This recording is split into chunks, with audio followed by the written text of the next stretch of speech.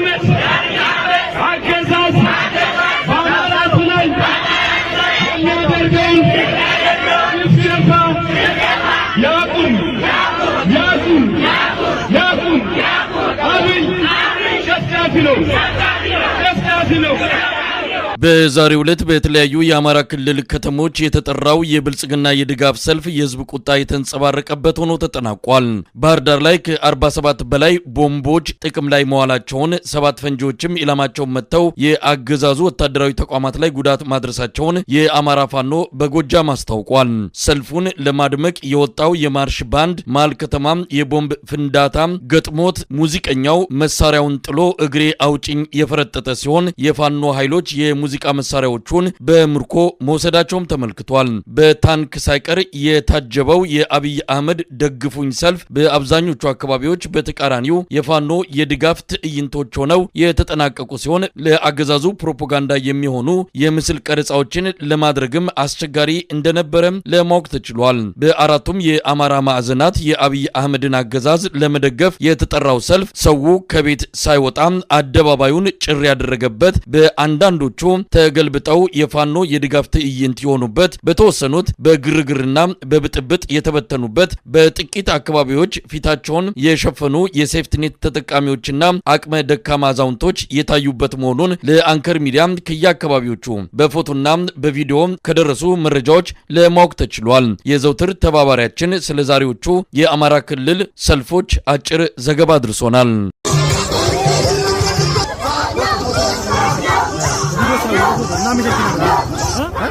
ያገዛዙ ኃይል ህዝቡን ማንኛውንም አይነት የማስገደጃ መንገድ ተጠቅሞ ሰልፉ የደመቀና ለሚዲያ ፍጆታ እንዲውል ለማድረግ ከፍተኛ እንቅስቃሴ አድርጎ ነበረ። ነገር ግን እሱ በገመተው ሳይሆን ህዝቡ ያለበትን ብሶት ያወጣውና በዋናነት ሰልፉ በአራት አይነት ዋና የሰልፍ አይነቶች ነው የተጠናቀቀው። አንደኛው ሰልፉ ይካሄዳል ተብሎ ቅስቀሳ የተደረገባቸው አካባቢዎች ከናካቴው ምንም ሰው ሳይወጣ የቀረባቸው እና ሰው በቤቱ ተቀምጦ ቤቱ ዘግቶ ሰልፉን በመቃወም ያሳየበት አንደኛው መንገድ ነው። ሁለተኛው በሰልፉ መሃል ላይ የፋኖ ኃይሎች ጠንከር ያለ እና ፈጣን ውጊያ በመክፈታቸው ሰልፈኛው እንዲበተን ተደርጓል። በእርግጥ ሰልፈኛ ማለት አይቻልም መሳይ የክልሉ የብልጽግና ካድሬዎች፣ ሚኒሻዎች፣ አድማ ብተናዎች የመከላከያ ወይንም የአድማ ብተናና የፖሊስ ልብስ አውልቀው የሲቪል ልብስ ለብሰው እንደገና የካድሬ የወረዳ የቀበሌ ካድሬዎች እነዚህ በሴፍትኔት የሚተዳደሩ የመንግስት አቃጣሪዎች የተሰባሰቡበት የተወሰነ እንቅስቃሴ ተደርጎ ነበር። በእነዚህ አካባቢዎች የፋኖ ኃይሎች ጥቃት በመሰንዘራቸው በተለይ በዋናነት በፍኖተ ሰላም ከተማ፣ በጎንደር ንፋስ መውጫ ታች ጋይንት ማለት ነው፣ ኮሶበር እና ሞጣ በዋናነት እነዚህ ከተሞች ላይ የፋኖ ኃይሎች ዝግጅት አድርገው በከተማው ከበባ አድርገው ከጨረሱ በኋላ ሰልፉ ሊካሄድ ሲል ገብተው ውጊያ በመክፈታቸው ሰልፉ እንዲበተን ተደርጓል። በሶስተኛ ደረጃ ፋኖ በተቆጣጠራቸው የአካባቢዎች ደግሞ መንግስትን የሚቃወም ሰልፍ ተደርጓል እና ከመጀመሪያውም ፋኖ በመንግስት ላይ ተቃውሞ ማድረግ ባይፈልግም ነገር ግን የመልስ መስጠት ስለነበረበት በአብዛኛው እሱ በተቆጣጠረባቸው በተለይ በዋናነት በሰሜን ሸዋ 5 ወረዳዎች ላይ የተቃውሞ ሰልፎች ተደርገዋል። ማንም ገፊ ኃይል አልነበረም፣ ቅስቀሳ አልተደረገም። ነገር ግን ህዝቡ የደረሰበትን በደልና ግፍ ለመናገር ወጦ የመልስ ምት ሰጥቷልኝ። አራተኛው ሰልፍ በተካሄደባቸው አካባቢዎች ደግሞ ሰልፉ ተገልብጦ መንግስትን የሚቃወም አይነት ሰልፍ ነው የተደረገው። በተለይ በዋናነት በጨዋሂት ከተማ፣ በስማድራ እስቴ እና ጨዋሂት ከተማ ላይ የተቃውሞ ሰልፍ ነው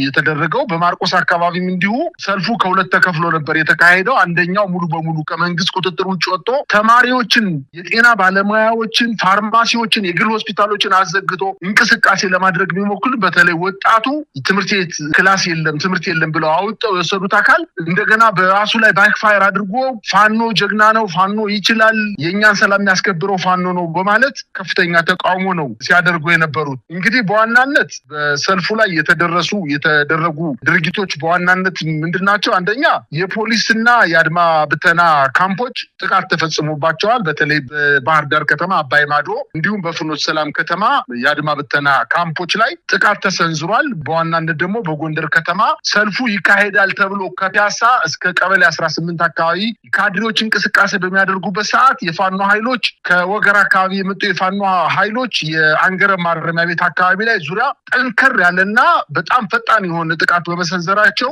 በከተማው ተኩሱ ሲሰማ ስለነበረ ህዝቡ ተበትኖ ወደ ቤት እንዲገባ ነው የተደረገው። ሌላው በቀበሌ 18 አካባቢ የፋኖ ኃይሎች ሌሊት አካባቢ ገብተው ካደሩ በኋላ እንቅስቃሴ በሚያደርጉበት ሰዓት ነው ተኩስ ተከፍቶ እንዲበተን የተደረገው። ሌላው በደሴ የተደረገው ሰልፍ የሚያስገርም ነው። ህጻናት ልጆችን ከትምህርት ቤት ተማሪዎችን አውጥተው ከሆስፒታል እንዲዘጋ ተደርጎ ተወሰነ። ከሌላው አካባቢ ትንሽ ህዝቡ ቁጥሩ በዛ ያለ በሴፍትኔት ተመዘገቡ ሰዎች ከእያንዳንዱ ቤት ላይ እድሮች ሳይቀር 1000 ብር ብትቀሩ 1000 ብር ትቀጣላችሁ በመባላቸው የተወሰነ ሰዎች በተወሰነ ደረጃ ወጣው እንቅስቃሴ አድርገዋል። ነገር ግን ቦምቦች ተወርረዋል።